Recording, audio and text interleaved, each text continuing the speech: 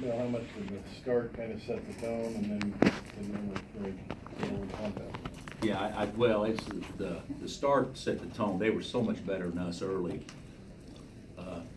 Gray got him off to a great start. I think he scored the first 8, but 6 were on threes. He's made 1 3 coming into the game, and he makes the first 2. And I actually thought, this will sound crazy. I thought we defended their actions really well. We just couldn't guard the ball, and obviously our turnovers led to points, and then we got out tough on the boards. But the start hurt, and then certainly every time we tried to make a comeback, we did something to help them keep us at arm's distance. We just didn't put enough game pressure on there late. You said out tough on the board. Was it more of a toughness issue than a size issue tonight? They played 4 guards too. They weren't any bigger than us. They played 4 guards.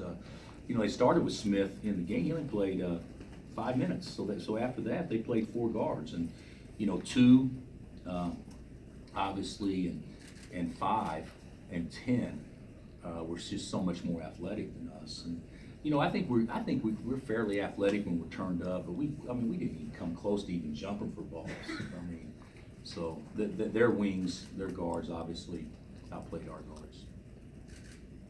Bill, what do you think of where Chris has this program already, and just they're off to quite the start so far? Well, they could easily be, they could have beat Seton Hall. I think, I don't want to take anything away from Arizona State and Kentucky, but I'm not sure that's not the best team we played this year. Arizona State and Kentucky potentially, I guess, are as good as could be both of them top 5 type teams by the end of the season. But hey, Texas Tech could too, and they got 10 guys, and they're interchangeable, and they're tough, and they guard, and they like each other, and they play for each other, and he's done a great job. He's done a great job, and those 2 freshmen he got were great gets. Everybody in the league would love to have those guys.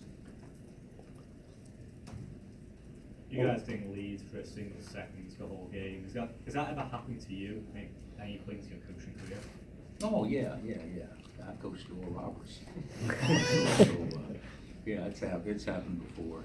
I don't think I've ever, I was thinking last year West Virginia probably had 100, 200 people leave before the game was over.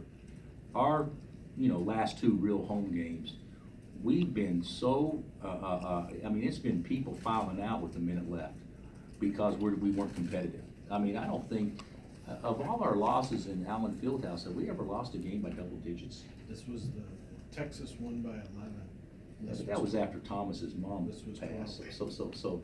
But didn't Arizona State beat us double figures? 10. Yeah. So those are the only games ever in the history since I've been here. So yeah, we haven't been very competitive of late. But the biggest thing is they outplayed us.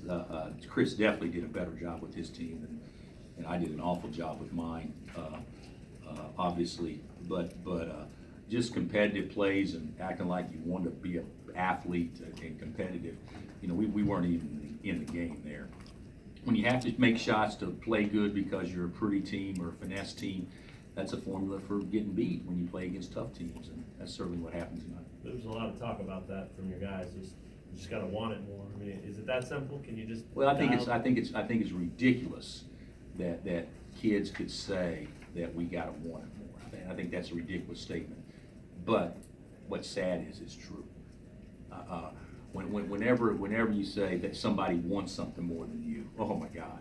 To me as a coach, it makes me cringe because that is my responsibility to put them in position to be competitive, and we haven't done that near enough. When you're playing with little depth and guys don't play well or perform, execute or whatever, and you got nowhere to put them. Then because of really not depth to put it back in the game, it makes it hard. And so, everybody, 5 of the 7 have to play very well just about every night for us to have a chance to play against really good competition and win. And tonight, that certainly wasn't the case. I thought Devontae, to be honest with you, I thought he tried his butt off, but I didn't see really that much juice or that much intensity, or guys rebound the ball above the rim, you know, playing with reckless abandon. I didn't see any of that. There seemed to be a careless nature too to some of the turnovers. Yeah. Was that alarming also? Well, if you can just take away our turnovers and second chance points, we could have been right there to win the game. You know, they only got 41. You know, when you turn it over 15 times is all, which isn't a good number, but it's certainly not turned it over 20 or 22. You turned it over 15 times.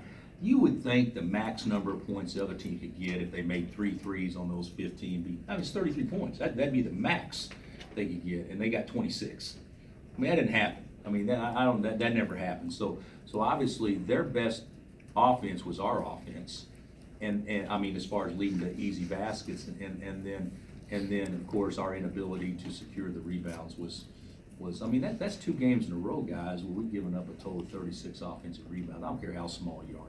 Tough teams and competitive guys, don't allow that to happen. So a lot of stuff that we can improve on and address, and I'm not sure we were a lot better at Texas in some of these areas, but we just made so many shots it didn't matter.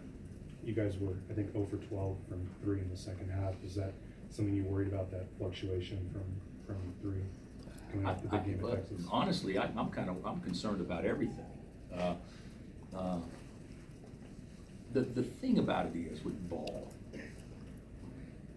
it should matter what we shoot, especially at home. The worse you shoot it, the more you grind. If you gotta, I mean, you give up in a football game because your quarterback's having a bad game or he gets hurt. We got to rush it. We got to run it then. I mean, we didn't do that. So that's what concerns me. It's not as much, well, you're 0 for 12 or you did this or did that. I hate to say this. It's going to be hard to win if we don't shoot better, obviously. But that's not what turns coaches on. I mean, so you miss a shot. What do you do after the ball's shot? I mean, big deal. So, they're 6 of 24 from 3. And they found some ways to score when the ball didn't go in the hole, too. You drove his back. How was it? I didn't talk to him after the game. I think he probably wasn't 100%, but he wasn't far off. Okay. So I don't think health was a big issue. 23 trips to the line. Was that something you were at least pleased with compared to how the season's went so far? Well, the reason we shot a lot of free throws is because late game, all we did was just put our head down and run bad offense and drive it. So I think that's a little bit misleading too. Anything else? Did you feel like Tech did anything different with its perimeter defense as far as just defending the free throw Well, they line? downed the ball screens, so yeah, that was. But they are a pressure defensive team. Chris has done a great job of getting them up the floor and playing their man before he catches it and all that stuff. So I would say they did a good job of playing higher on the floor and not letting us get a lot of wide open looks. But it was to me, the first half we made 6 threes, and I thought like 3 of them were awful shots. They just happened to go in. So I thought we were pretty fortunate that we scored as many points as we did in the first half. Just, they start 5 seniors. I mean, was that as much as anything their ability to handle that composure and fight through your sort of signature run that always seems to come? Yeah, I would say so. Yeah. They've got good players and their experience. So yeah, I would say that certainly helped. But I also looked out there and there's 2 freshmen Sure. wearing us out just as much as the seniors did too. So I don't know that I would I totally put it on that. The thing I would, I've never understood this. I've always thought a senior can kick a freshman's butt from an experience standpoint, but never from a try standpoint, or a junior. To me, age is irrelevant when it comes to competing and trying.